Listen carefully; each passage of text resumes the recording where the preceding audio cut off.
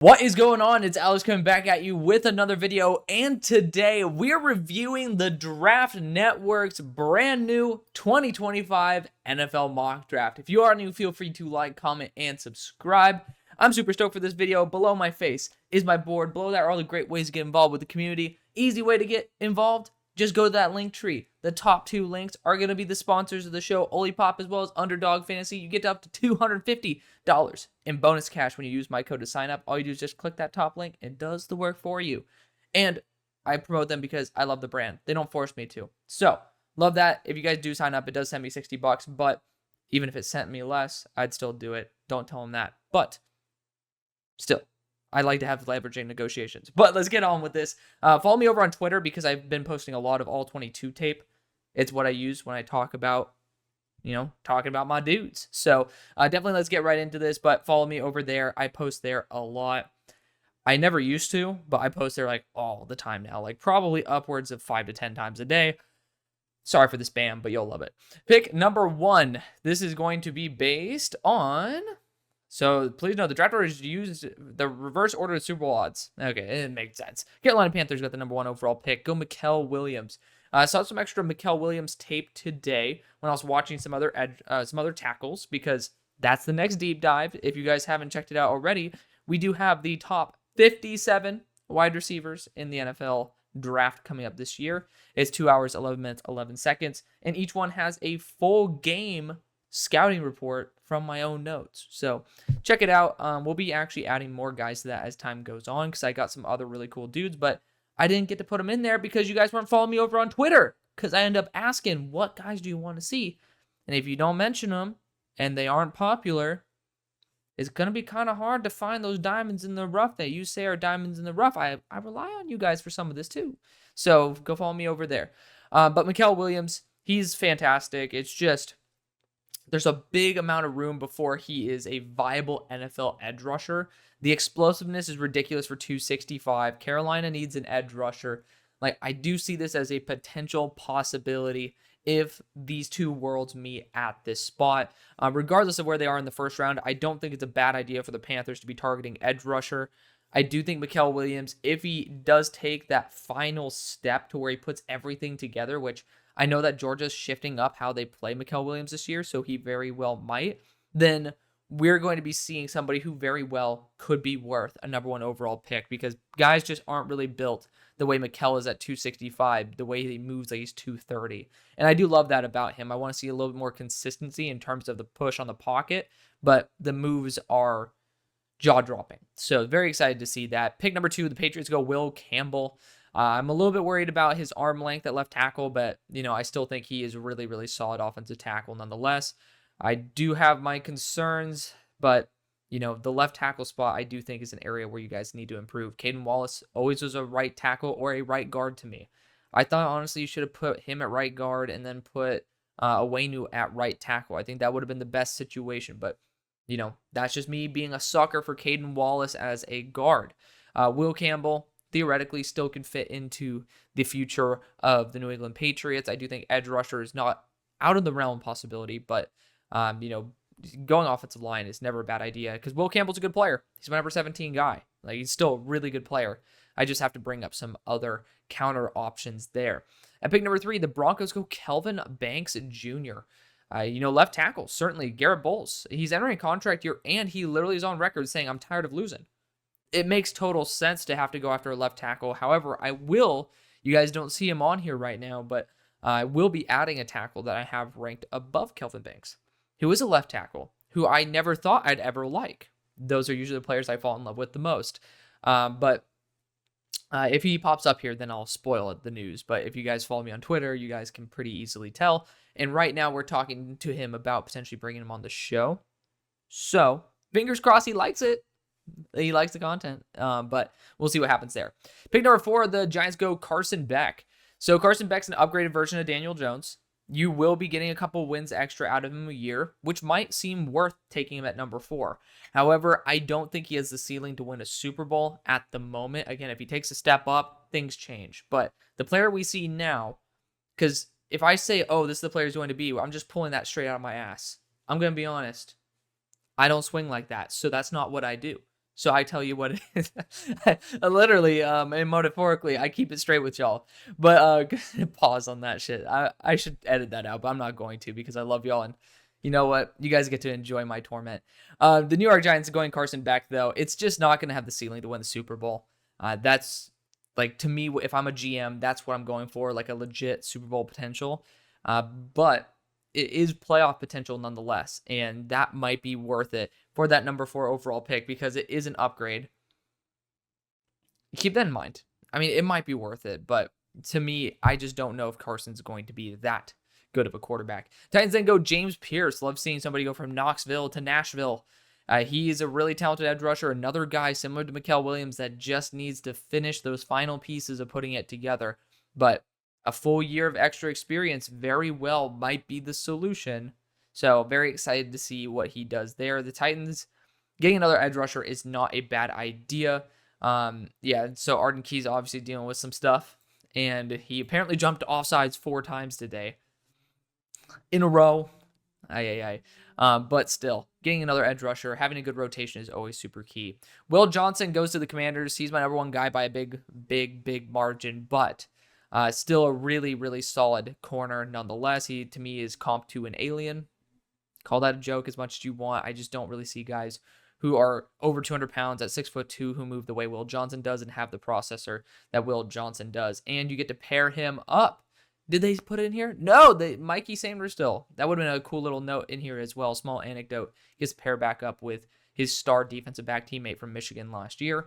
The Saints go Abdul Carter, edge rusher out of Penn State. I know a lot of people are on the Abdul train, and honestly, I'm higher than the people who I know, but I'm still not super duper high on Abdul just yet. It feels like a New Orleans Saints pick because they always kind of, no disrespect to the Saints fans because you guys have to deal with this, usually underwhelm and reach when it comes to the value at their edge rusher position. I mean, you think about it, Marcus Davenport was taken really early.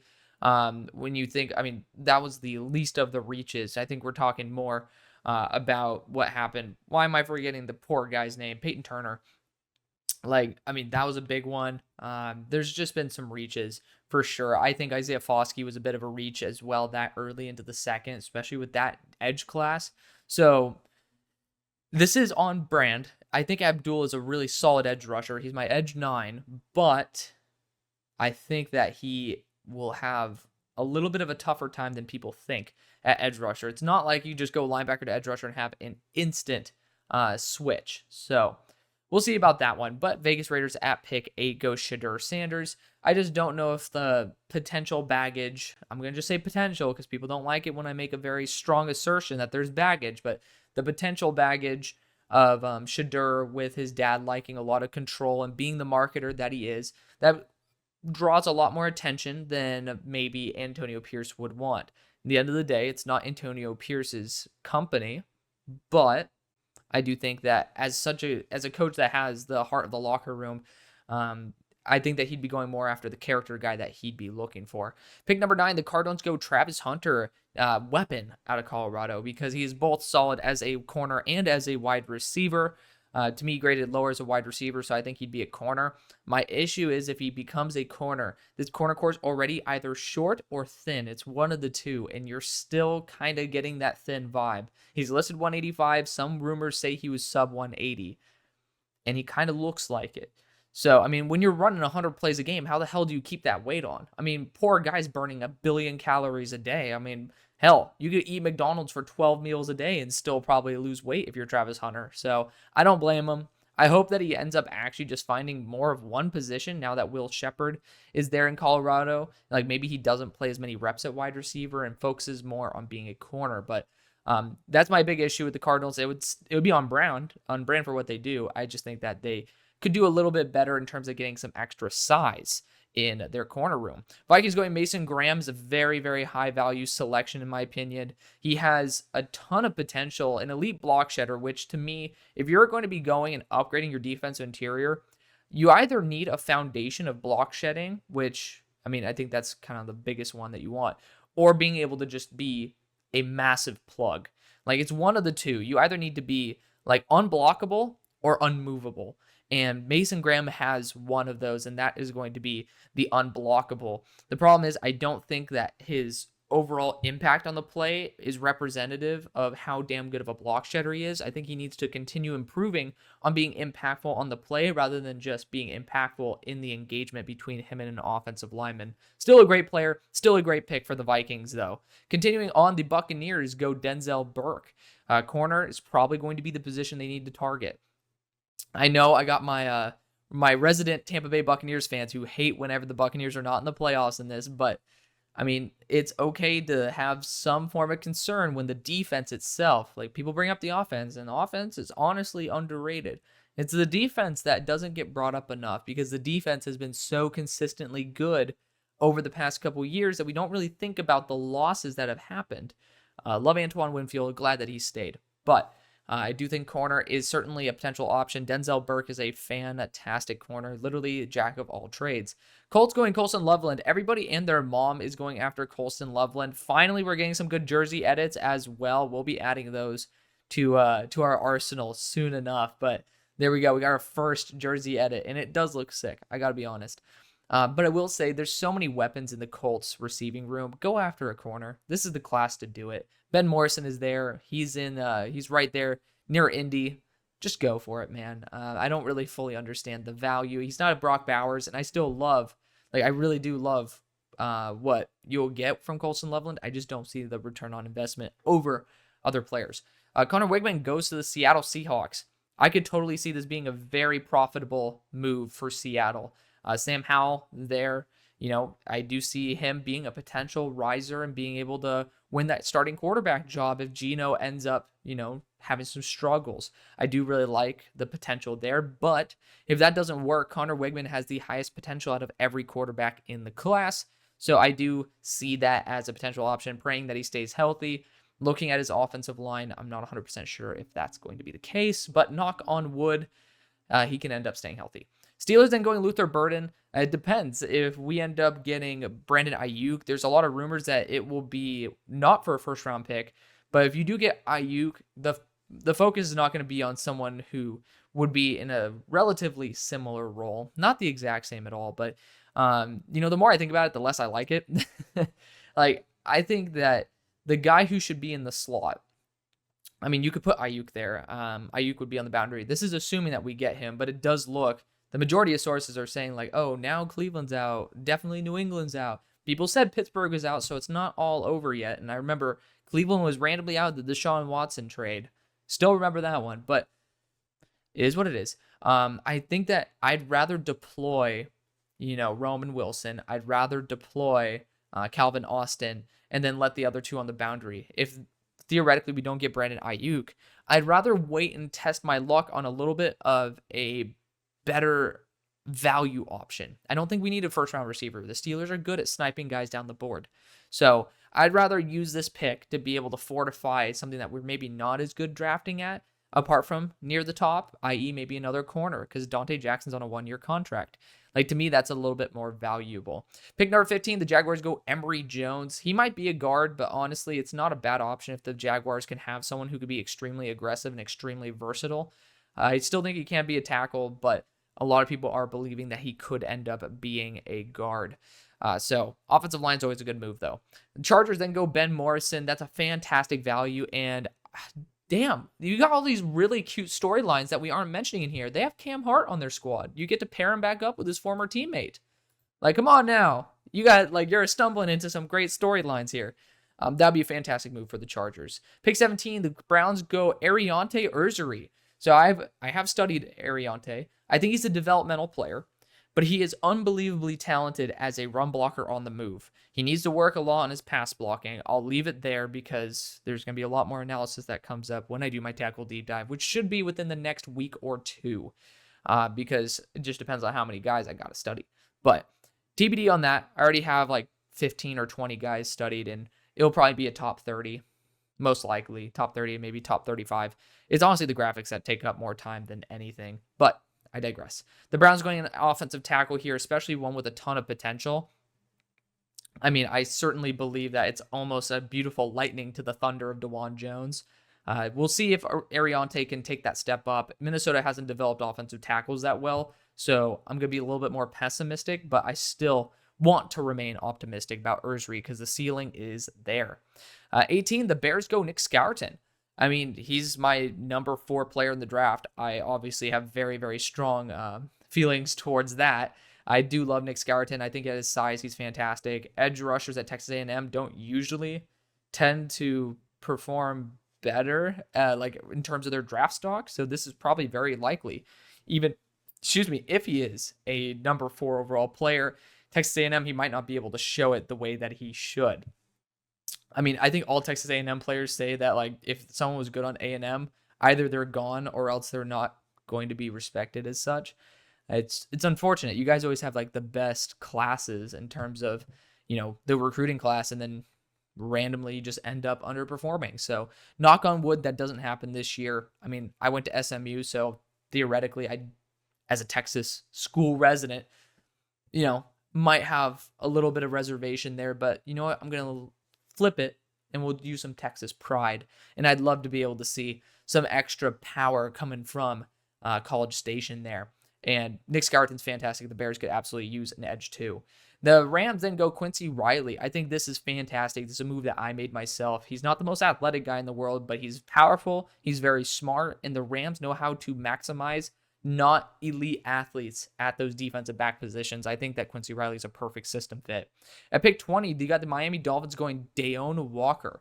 If he can end up lowering his pad level, I even posted a video today about Tristan Lee, left tackle out of Clemson, pretty much flattening Deone Walker. And it's because the dude just has a garbage center of gravity. This guy's on the ground almost every single down that he just stands up. And it's just, you'd think that you'd learn from your mistake. That's my one issue with Deone. I really want him to learn from his mistake because he has so much in terms of all the assets he brings to the table.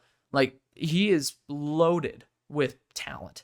And if you just end up on your butt every play, because NFL offensive linemen are going to be better, much better, and they're going to plant you on your ass if they see the opportunity, then you're not making an impact on the play, no matter how good you are. So TBD on that. The Atlanta Falcons then go Emeka Egbuka at 21. If he gets healthy, I think that that's a fantastic option, especially, unfortunately, with the injury. I think Rondale Moore hurt his leg today and was with an air cast. So they will be needing to go and address wide receiver based on contract length as well as the unfortunate injuries. But Emeka Egbuka was fantastic, well worth a first-round pick when healthy. Problem is, last year he was a shell of himself, and I really, really, really did not like his game.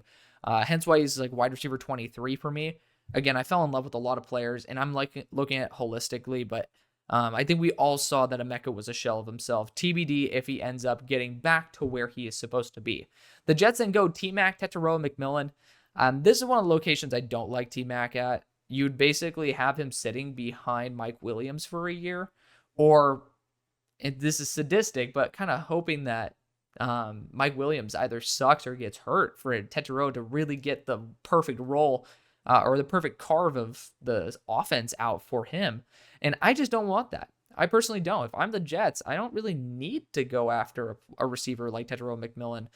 You don't need to go after a wide receiver here. There's other positions you can still target. There's still an offensive tackle position in need.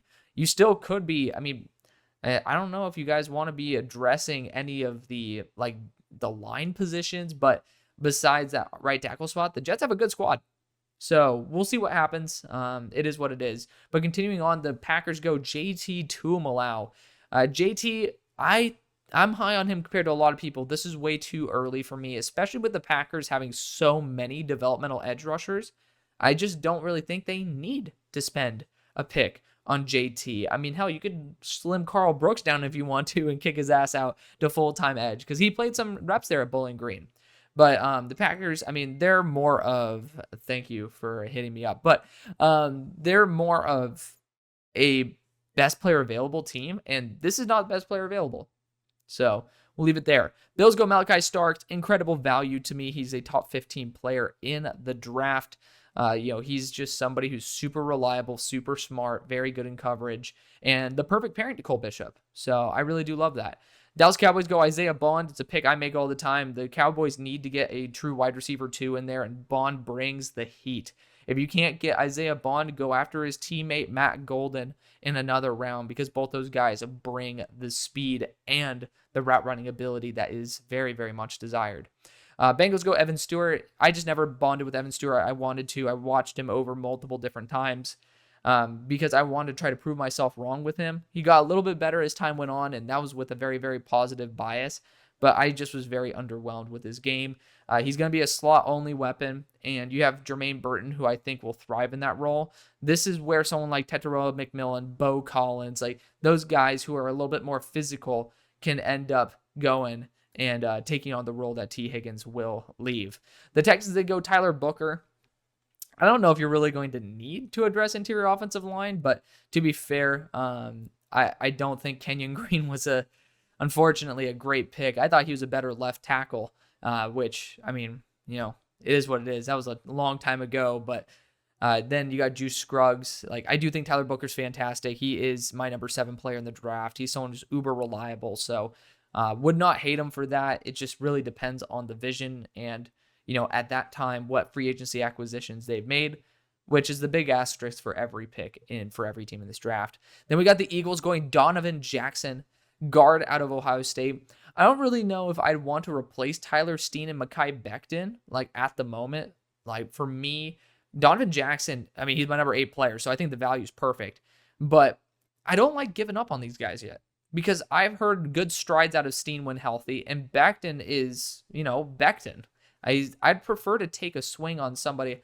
You really want to go after somebody? Go after Jaden Roberts. I have him much lower, theoretically, than Donovan Jackson. He's still like a top 32 player on my board. Like, he's at number 27.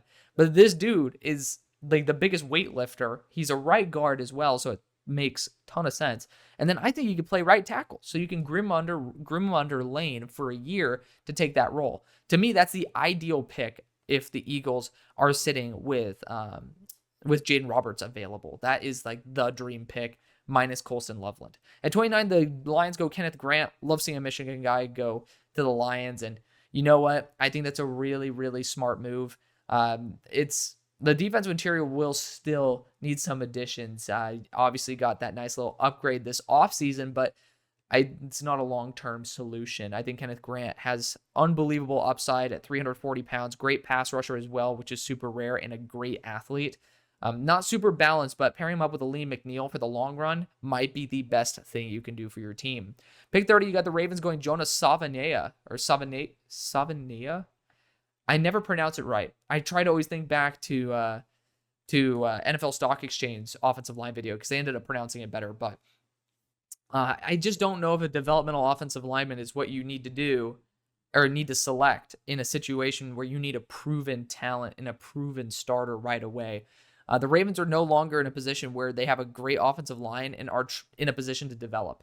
I think that right now, with the potential health concerns with Ronnie Stanley that pop up every damn year, with Roger Rosengarten still being semi-developmental himself, you're really, really, really banking on these guys being better than the talent or healthier than what you see on paper.